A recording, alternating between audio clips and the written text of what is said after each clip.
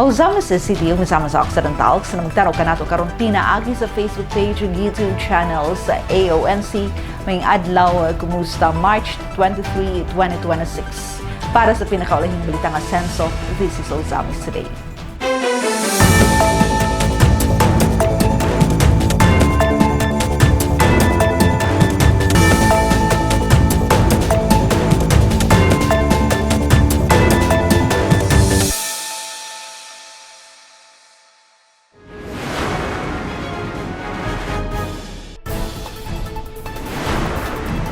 Juan Asinso Misamis Occidental padayon nga nanguna sa INEMRA 2026 medal tally. Serbisyo gidala nga mas duol sa mga barangay. City Vet Office padayon sa Outreach Veterinary Services. Padayon ang road concreting sa Distrito 2. Dakong kausaban nabati sa mga kabaranggayan. Curfew hour alang sa mga hamtong, posibleng tangtangon sumala sa rekomendasyon sa POC. Miss Ok on Fire, Asinso Puigo Triathlon, lihok, kusog ug karbo sa Misamis Occidental. Lig-on nga operasyon sa maritime ug land areas. Maritime Police sa Misok may pagawa sa ilang first quarter accomplishments report. Nasikop, construction worker na dakpan sa anti-drug operation. Driver wala makaikyas, unom kapakiti sa druga na sakmit. Dazil humutikson ang mga detalye. Juan Asinso Misamis Occidental padayon nga nanguna sa INEMRA 2026 medal tally. Ang good news na ining report. Human sa opisyal nga pagbukas sa Northern Mindanao Regional Athletic Association kun INEMRA Meet 2026 sa Marso 19 sa Balay Bukidnon, diin nagkatibok ang 11 ka delegasyon sa tibok Rehiyon 10, nagpadayon ang mga estudyanteng atleta sa Juan Asinso Misamis Occidental sa pagdominar sa tanang sports events ug categories nga nagpakita dili lang sa ilang kahanas ug determinasyon sa pagdaog og medalya apan usab sa ilang pangandoy nga mahimong kabahin sa palarong pambansa. Aron ipakita ang ilang eligon nga suporta alang sa mga estudyanteng atleta sa Juan Asinso Misok team, aktibong nga mitambong ug ay nakigduyog sa mong pagbukas si Governor Henry S. Waminal, kauban si Vice Governor Rowena Weng Gutierrez ug uban pang provincial ug local officials. Apan bisan pa man sa bag-o pa nga pagbukas sa INEMRA Meet 2026, nakuha na sa Juan Asinso Misok delegation ang 7 ka gold medals gikan sa advanced games. Lakip na ni si Sita L. Anadon nga unang nakakuha sa gold medal pinaagi sa pagdaog sa 1,500 meter run sa elementary track girls category. Usa ka garbong estudyante sa Dulyan Primary School, Barangay Dulyan, lungsod sa Aluran, gipamatuda ni Sita L. nga pinaagi sa kakugi ug determinasyon mamahimong makabot ang gitinguha nga kadaugan ug ang kadaugan nga nakabot ni Sita L. dili lang para kaniya kundili para usab sa iyang tunghaan, komunidad ug sa tibok probinsya sa Misamis Occidental. Lipay kay ko ma'am. Ako yung nakuha sa gold. Kaya para makagamak nigbalay din. Daghang kayong salamat ko sa mong gihatag ko. Daghang kayong salamat ko. Gob, akong paningkamutan nga ma-maintain ang pagka-champion nato tanan. Gipadayag usab ni athletics coach Charlie Valley Manunog nga ang sports dili lang nagpalambo sa kahanas sa mga batanong atleta apan usab sa ilang mga hiyas ug kaugmaong tinguha. Gilago usab niya ang klase nga pagka-atleta ni Sita L. Anadon. Kini nga sports na wala lang ga-develop sa skill sa bata, kundi gi-develop ko ang attitude. Karabtang yung future nga panglantaw, na dili lang ang para sa iyang kagalingon, kundi apil na gyud ang panglantaw para sa iyang pamilya. Si Sita manggod nga pagkabata, na siya yung mga pangandoy nga ma-athlete, no? Makatabang siya sa iyang pamilya. Karon ang pinaka-year nga nag-harvest siya sa gold. Nakuha gyud ang iyang pangandoy nga maka-gold. Dugang pa ni Coach Manunog nga usa sa mga rason nga nakuha ni Sita El ug sa uban pang mga atleta ang gold medals mao ang lig-on nga suporta gikan sa provincial government. Sa gitingali sa ka-inspire is of course ang support sa government. Sa tuig 2025, ang One Ascenso Misamis Occidental delegation nakakabot sa 230 ka medalya, 94 golds, 77 silvers ug 59 bronze. Ug giproklama isip overall champion sa NMRA 2025. Samtang karong tuiga sa NMRA 2026, mas gipahugtan pa nila ang ilang paningkamot aron makabot ug makuha ang 135 ka mga gold medals. Aron mas mapalig-on ug ma-boost pagayod ang fighting spirit sa One Ascenso Misok team, ang provincial government sa Misamis Occidental sa pagpanguna ni Governor Waminal uban sa provincial ug local officials mas gipahugtan pa ang ilang paningkamot sa sports development gikan sa paghatag incentives para sa mga atleta hangtod sa kompleto nga uniform set para sa NMRA 2026 nga aktibong nagpakita sa ilang ligon nga suporta alang sa nagkahiusang delegasyon.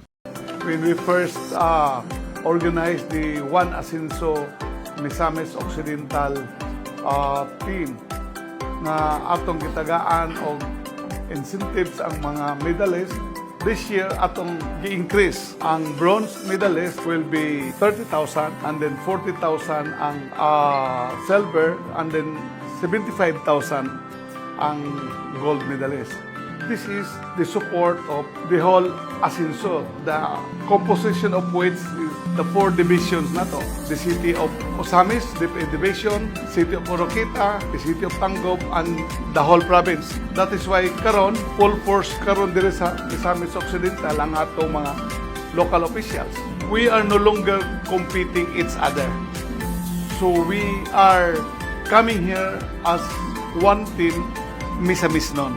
Sa pagkakaroon, nanguna ang One Ascenso Misok delegation sa ranking base sa partial official medal tally. Marso 23, 2026, sa May alas 10:18 sa buntag, nga gipost sa official Facebook page sa province sa Misamis Occidental nga adunay 162 overall medals, 55 gold, 55 silver ug 52 bronze. Sa nagpadayon nga pagdominar sa One Ascenso Misamis Occidental delegation sa NMRA Meet 2026, nagpadayon usab ang ilang paghatag ay dungog sa probinsya nga nagpaligon sa paglaom og determinasyon sa matang estudyanteng atleta aron mapadayon ang ilang pagka-defending champion ug makabot ang gitinguha nga mga medalya nga maghatag dakong garbo sa tibuok Misamis Occidental. Serbisyo gidala nga mas duol sa mga barangay, City Vet Office padayon sa Outreach Veterinary Services. Gitutukan gatuan ni Leon Medalyo ang mga balita. Ani ang iyong report. Padayon nga gipagayon ang Outreach Veterinary Services sa City Veterinary Office sa Dakbayan sa Osamis alang sa first quarter sa tuig 2026 ngadto sa mga barangays ning Dakbayan ang veterinary consultation sa mga hayop, treatment of sick animals, deworming, paghatag og vitamins and mineral supplementation ug uban pa. Kini nga programa kabayan usab sa pag-obserbar sa Rabies Awareness Month ning bulan sa Marso uban sa tema Rabies Free na pusat aso kaligtasan ng pamilyang Pilipino. Sa pinakaulaing barangay nga gibisitahan sa City Vet mao ang barangay Manaka, diin adunay 36 ka mga irog iring ang na-deworm og natagaan sa anti-rabies vaccine samtang napulo ka kabaw, 48 ka baka ug 31 ka mga kanding ang napurga nga libre pinaagi sa kanunay Ascenso Osamis Administration ilalom sa liderato ni Mayor Sam Norman J. Fuentes ug sa mga tinugyanan sa City Veterinary Office. Marso 24 ang City Vet ana sa Barangay Sangay Diot ug Marso 26 sa Barangay Sangay Dako aron pagpadayon sa pagbakuna o pagpurga sa mga kahayupan, samtang padayon usab ang gihimong pagkapon sa mga irog iring pagbakuna sa anti-rabies didto sa Buatan City Veterinary nga nasa second floor Usami City Public Mall.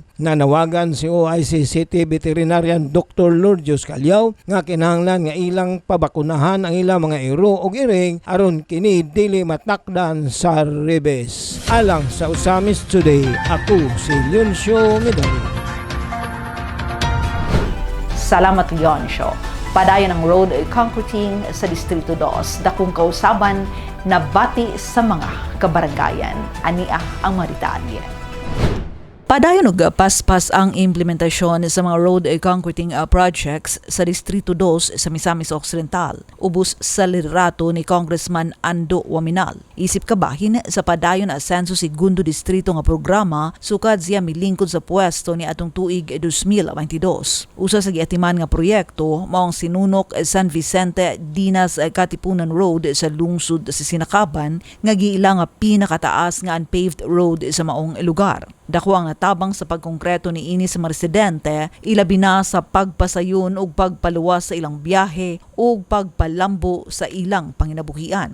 Base sa datos, gikan sa 11,695.56 meters nga unpaved road ni atong 2022, mukabat na sa 10,830.56 meters ang nakongkretong kadalanan sa 2025. Nahibili na lamang ang 965 meters gikan sa barangay Katipunan padulong barangay Namot sa Tudela nga target nga mahuman karong tuiga. Base sa interview sa lokal nga mga residente ug opisyal na sayran nga dako kaayog epekto sa kinabuhi sa katawhan ilabi na sa upland barangays kini nga mga proyekto. Sa miaging mga panahon, gibutyag ni Dinas Punong Barangay Armando Matildo nga nag-atubang og kalisud ang mga residente tungod sa batuon og lapukon nga dalan nga nakapalisud sa pagdala sa ilang mga produkto sama sa lubi, prutas ug utanon padulong sa merkado. Kaysa una og magduso mi proyekto,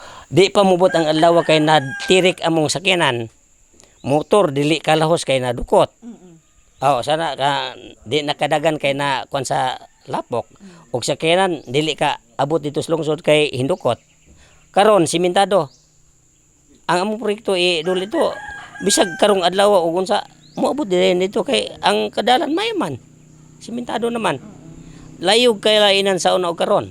Nakaapekto sab kini sa edukasyon sa kabataan, ilabi na kung mag-ulan. Apan tungod sa padayon nga road paving projects nga gisugdan ni Governor Henry S. Waminal ug gipadayon karon ni Kong Ando uban sa koordinasyon sa lokal nga panggamhanan, nakita ang dakong kausaban sa kahimtang sa transportasyon ug panginabuhian sa komunidad. Sumala sa mga barangay opisyal, mas paspas na ug mas sayon na pagbiyahe nga may resulta sa mas presko ug mas dali nga pag-abot sa ilang mga produkto sa sentro.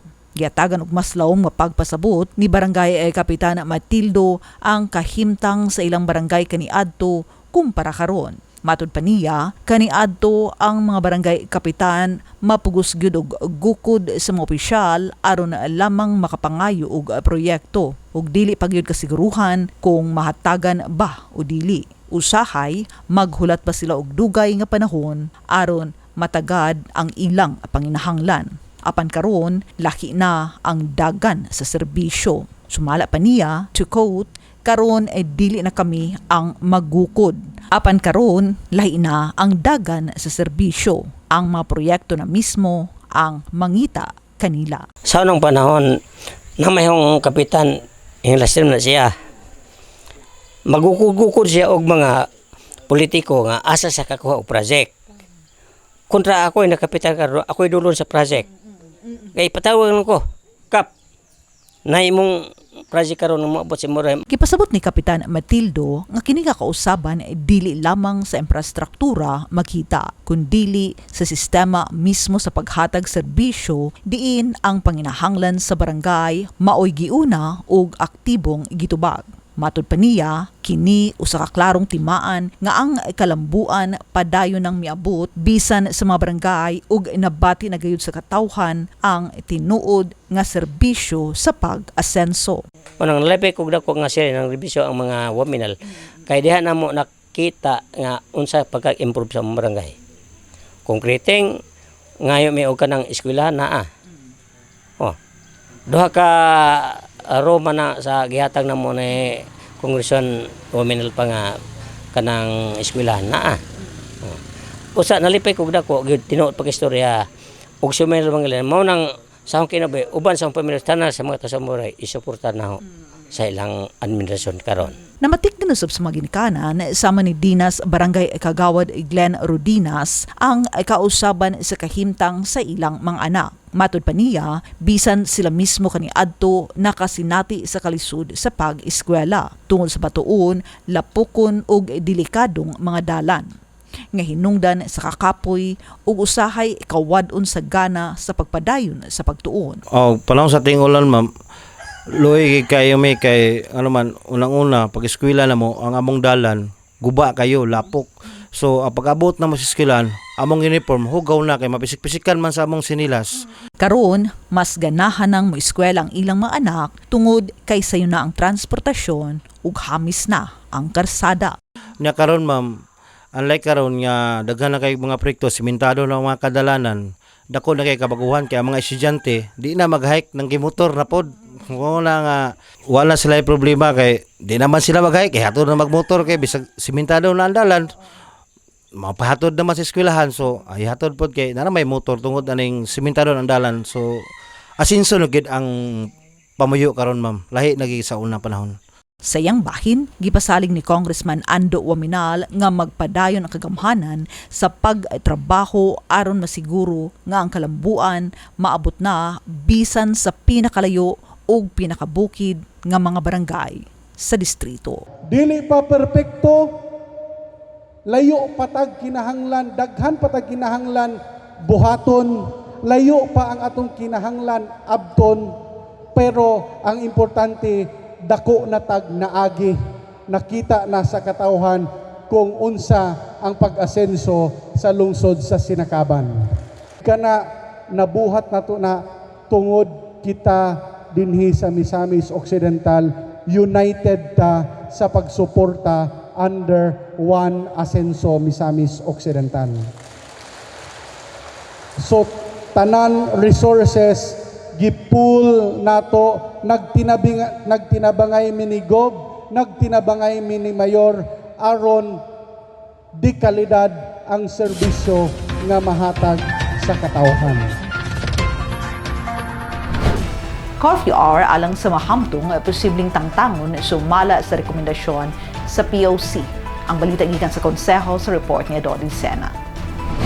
Miani og positibong reaksyon sa local business sector sa Usamis ang rekomendasyon sa Peace and Order Council nga nagtumong sa pagtangtang sa curfew hour implementation alang sa mga hamtong. Usa sa mga council member nga mipadayag og pagpabor sa maong rekomendasyon mao si Honorable Katkat Lim. Matod pa niya nga irekomendar ang pagtangtang sa curfew hour apan alang lang sa mga hamtong og ipabilin ang restriksyon sa mga minor. Kung kini ipatuman pinaagi sa gahom sa ordinansa, dalan kini nga mabibo pagbalik ang aktibidad sa kagabihon ning syudad, gumikan kay dili na malimitahan ang presensya sa mga hamtong nga gustong mopalabay og oras panahon sa kagabihon. Pabor sa maong rekomendasyon ang sagad sa mga council member, apil na ang mga stakeholder, labi na ang mga negosyante sa rason nga subling nga madasig ang mga establishmento nga mubukas o gabii. Apan misugyot si Honorable Salvador Canlas Jr. nga kon magtangtang og curfew hours sa mga hamtong, dili lang i-apil sa implementasyon ang mga rural barangay sa kabalaka nga basin na musiaw ang mga kawatan og manok. Kini nga rekomendasyon aprubahan na og resolusyon atol sa maong POC meeting og gikatakdang ipadangat kini sa buhatan ni Mayor Sam Norman Gofuentes alang sa dugang diskusyon og dialogo. Akong question is daghan ko follow-up question, Sir Harvey.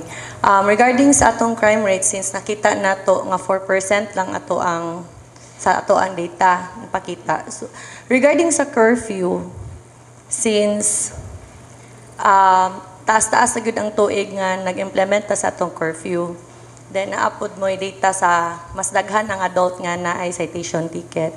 And in connection to our economic growth sa Ozamis, can you recommend sa inyo nga pwede na nato i-lift ang curfew sa adults?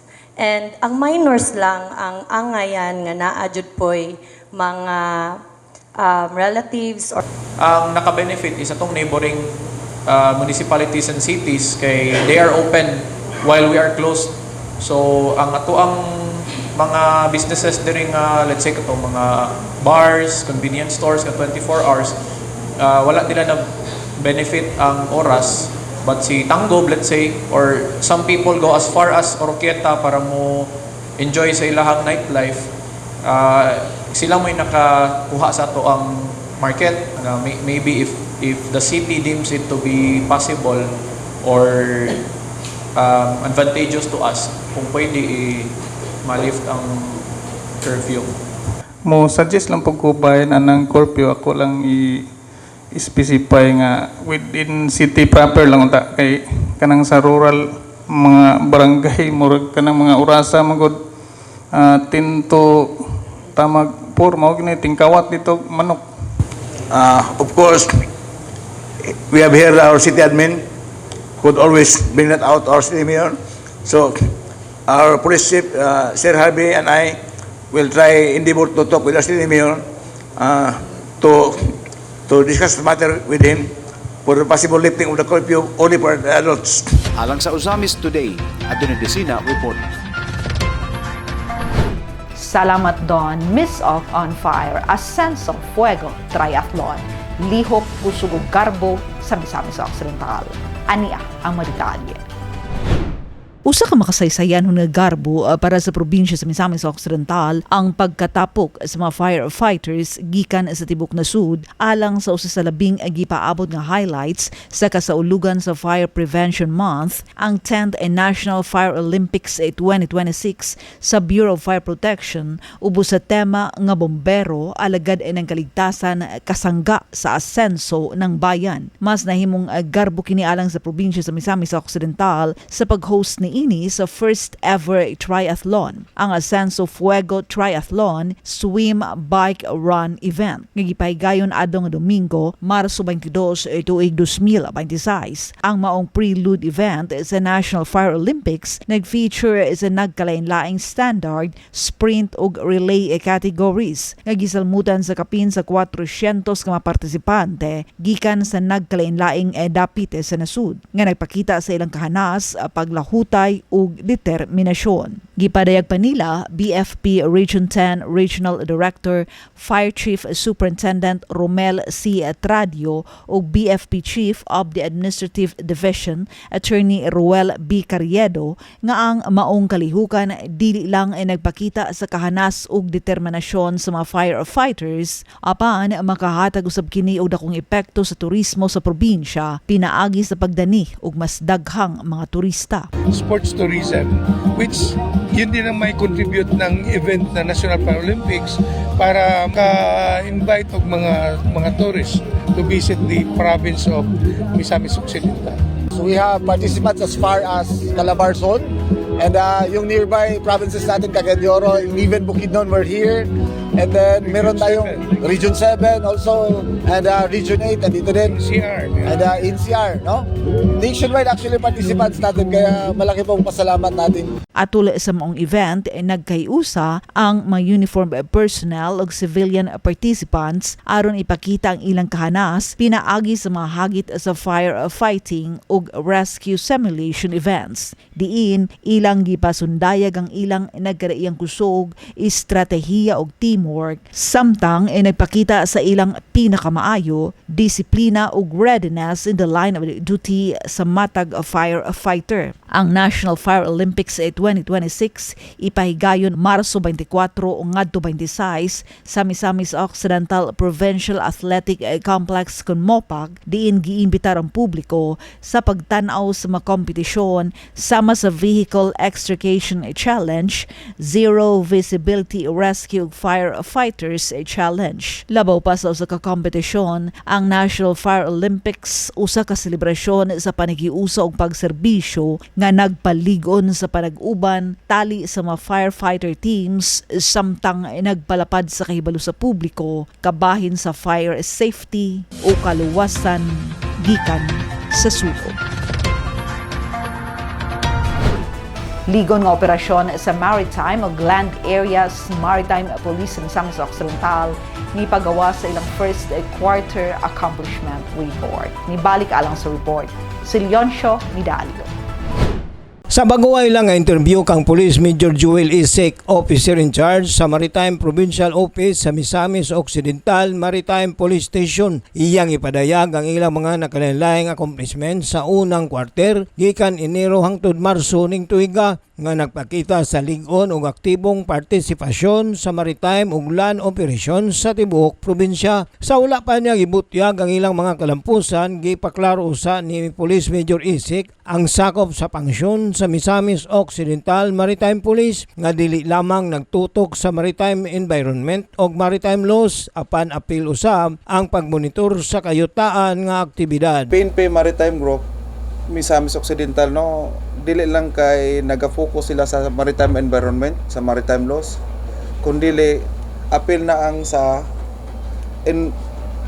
environmental laws pila sila binaning sa illegal logging, kining sa PD 705, sa RA 9175 kining sa chinso na nagamit og mga chinso nga walay mga registration sa DNR, kining sa RA 10593 sa Coconut Preservation Act, including na ng mga violation po sa akaning sa mga most wanted person o other wanted person sama sa mga accomplishment sa mga police station o kining sa illegal possession of firearms and ammunitions and dangerous drug acts sa Cebu. Sa aspeto sa maritime operations, nakahimo ang Misamis Occidental Maritime Police og 11 ka malampusong operasyon nga nalambigit sa Republic Act No. 10654. Lakip ang usa ka surrenderi nga misurrender sa iyang illegal fishing paraphernalias ug usa ka abandon nga nakaplagan atol sa ilang seaborne operation. May tungod sa mga municipal fishery ordinances nakahimo usab sila og 30 ka accomplishments sa seaborne operations diin sila mismo ang naglead sa matag operasyon. Sa lain pang operasyon nakahimo usab ang Misamis Occidental Maritime Police ug Joint Operations uban sa nakalain-laing police stations sa probinsya sa Misamis Occidental diin sa Presidential Decree No. 705 o Revised Forestry Code of the Philippines. Aduna sila'y duha ka accomplishments samtang sa Republic Act No. 9175 o Chinso Act of 2002 o sa Republic Act No. 10583 aduna sila'y usa nga nakpailan og kaso sa matag balaod. Dugang panini nga mga kalampusan mo ang ilang pinakabagong accomplishment pinaagi sa search warrant alang sa paglapas sa Republic Act 10591 o Comprehensive Firearms and Ammunition Regulations Act nga gipahigayon sa Barangay Mikanaway, Tangub City. Ug nakuhaan po namo sa during sa pag-raid namo, pag-search mo silang balay, nakuhaan namo sila o siya og isa ka unit nga 45 caliber pistol, isa ka unit po nga 38 caliber, 13 ka buhing bala sa 45 caliber, isa ka buhing bala sa 9mm o mga paraphernalia sa iyahang armas. O karon naa sa mo ang opisina karon for proper disposition and filing of appropriate charges sa iyaha. Sa lain nga bahay nakahimo ang Misamis Occidental Maritime Police og napulo ka joint operations batok sa illegal drugs uban ang nakalain-laing police station sa probinsya. Malampuson usab sila nga nakapahigayon og joint operations diin sila mismo ang naglead nga resulta sa pagkadakop sa 4 ka most wanted og 7 ka other wanted persons. Taliwala nini nga mga kalampusan pagahugtan pa sa Misamis Occidental Maritime Police pulis ang ilang seaborne operations aron mas epektibong masikop ang mga nagbuhat og illegal nga kalihukan sa kadagatan. Pinamatikda na to sir during sa pagkandak sa atong mga personahe na to sir during seaborne operation. Muna atong gipahugtan pag-ayo gumikan sa mga reklamo sa mga mananagat diri sir. Ilabi na sa paggamit o sanggab sa gitawag o fine mesh net kanang tawgon og triply nila. Muna pinaka-common nga violation nila nakita. Munang kita karon sa PNP Maritime padayon ta nga nagkandak og seaborne operation para mga dakpan nato na naghimog mga illegal ni ana sir. Gipadayag pa usab ni Police Major Isik nga aron malukop ang tibok Misamis Occidental sa pagbantay o pagmonitor. Gibahin-bahin ang mga personnel sa Misamis Occidental Maritime Police aron matagdagat sa probinsya adunay seaborne operations nga gipaygayon. Niini nga mga accomplishments o paningkamot sa Misamis Occidental Maritime Police Station nagpamatuod kini sa ilang lig-on nga koordinasyon o epektibong pagpatuman sa ilang pangsyon isip Maritime Police nga dili lang nagtutok sa maritime environment o maritime laws apan lakip na usab ang mga environmental land operations sa tibok probinsya aron hingpit nga maprotektahan ang kinaiyahan alang sa umaabot nga henerasyon. Alang sa Usamis Today, ako si Leoncio Medallo.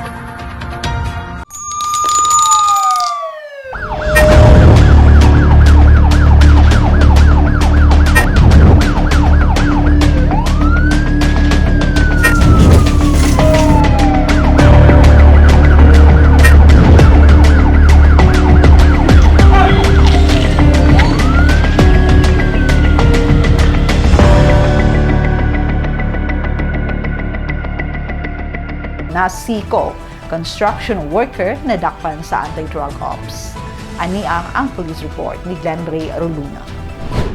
Nasikop ang usa ka construction worker nga gilang si alias Tagalog 37 anyos ug bulag sa asawa atol sa gipaygayon nga drug paibas operation sa Uzamas City Police Station ngadtong Domingo sa 2 sa 4 GK Village, Barangay Bongbong. Sumala sa report sa kapulisan na palitan kini sa usa ka pusher buyer og illegal nga droga nga nagkantidad og 500 pesos.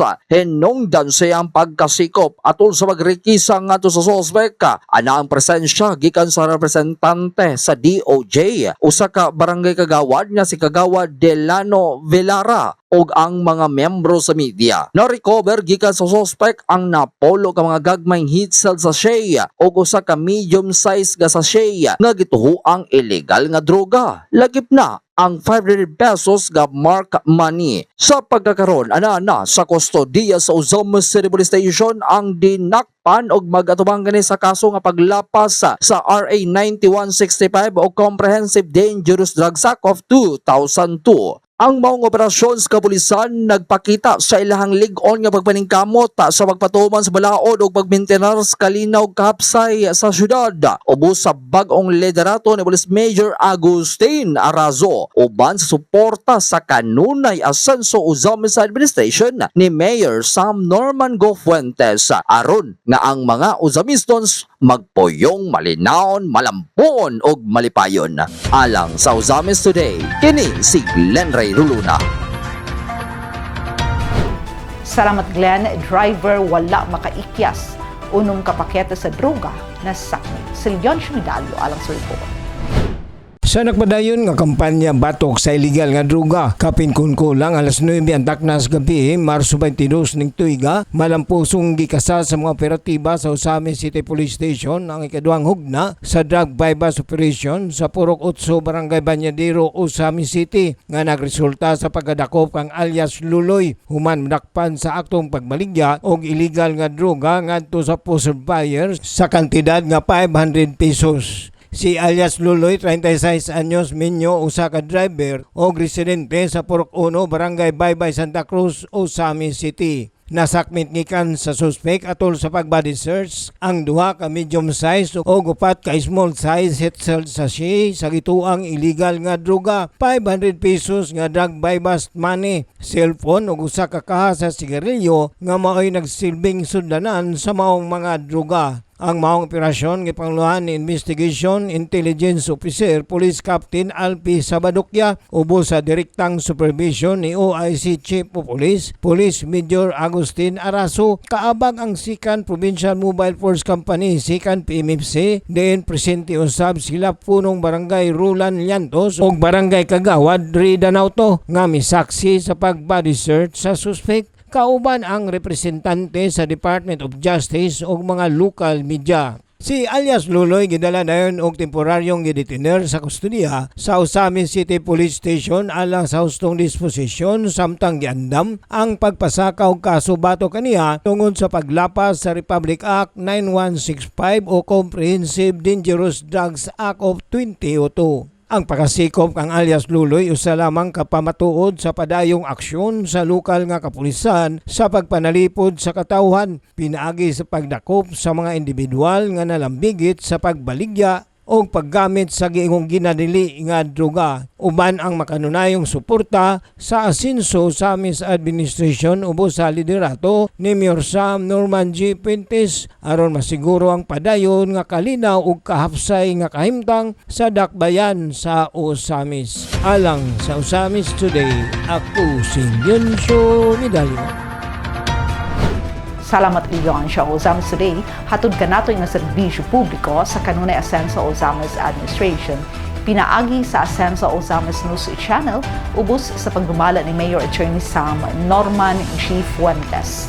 Alang sa dugang impormasyon, please like our official Facebook pages, Sam Norman Fuentes, Attorney Indy Waminal, Kong Anda Waminal o Asenso Osamis News Channel. And please subscribe to the official AONC YouTube channel sa ngalan sa kinibukang AONC team. Yonsho Medalyo Adoni Giselle June Purgatorio, Ares Carpio Kim Tangaro Macjul Malinis, Angela Me Kirante, Marianne Lumapas, Xander Dalid ug si Glenn Ray Roduna sa Misamis News Network. Ako si Daz Pinotikson, daghang salamat. Kanunay Asenso Osamis, padayon Asenso Segundo Distrito, Asenso Misamis Occidental, Asenso Pinoy.